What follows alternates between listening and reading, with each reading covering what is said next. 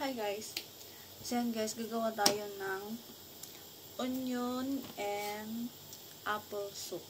So ito guys, yung kapag may ubo ka, yan, sipon, ganun. Ito yung ginagawa namin. Gumagawa ako ng onion and apple soup. So ganito lang yun guys, very easy. Asama yung mahirap kang huminga, yung barado yung ilong mo, makati yung lalamunan mo. Effective ito guys para lumuwag yung paghinga. Hugasan lang natin guys yung apple. Kahit anong klaseng apple pwede.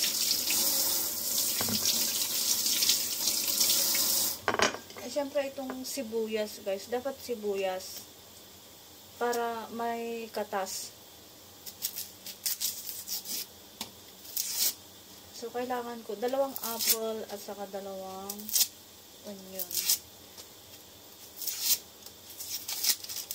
Effective ito guys, ito lagi yung pinapagawa sa akin ni amo. Kay amo ko natutunan.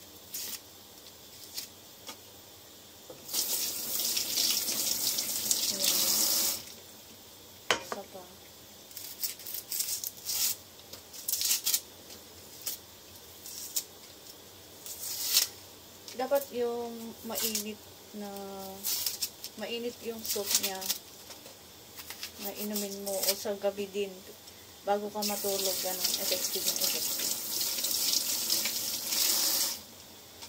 So ito na yun guys, dalawang onion at saka dalawang apple.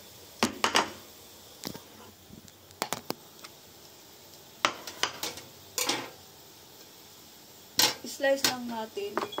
Tapos guys, dapat yung malaking plato natin ilagay kasi i-steam natin. Siyempre i-slice natin guys. So yung ganyan. Bala yung half, hiwain mo lang na yun. Yun siya. Tapos ang sarap pa siya guys. Kung may mga apple kayo dyan malapit ng masira, ganito lang gawin mo guys. Kahit wala kayong ubo, okay lang.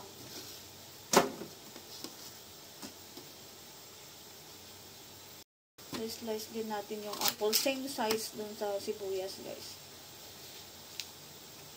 Wait lang, alisin natin yung sa gitna.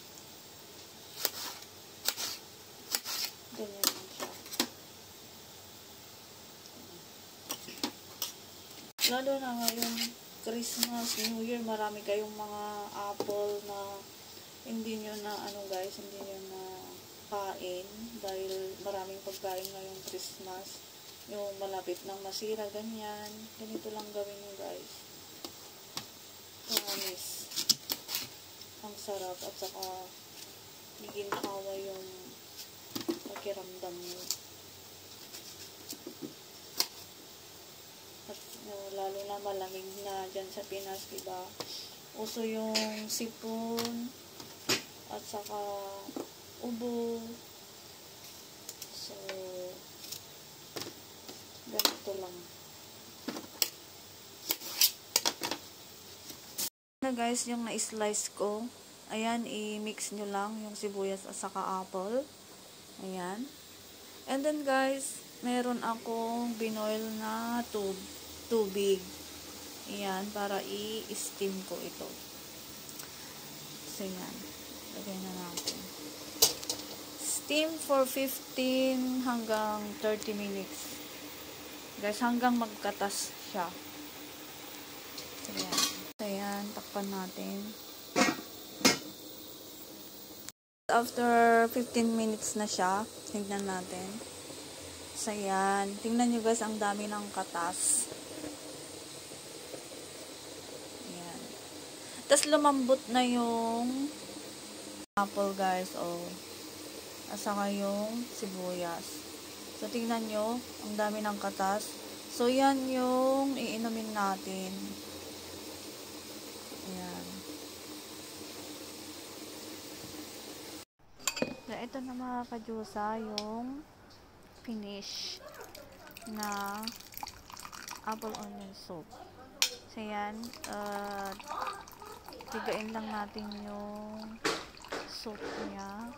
Tapos, yan yung iinumin natin. And, pwede din kainin yan, guys, yung mga apple and the onion. Ang sarap, promise. Ano siya, yung lasa niya is matamis. So, sobrang sarap ito, guys. I-try nyo. Promise, magugustuhan nyo. And that's it, guys. Thank you so much for watching.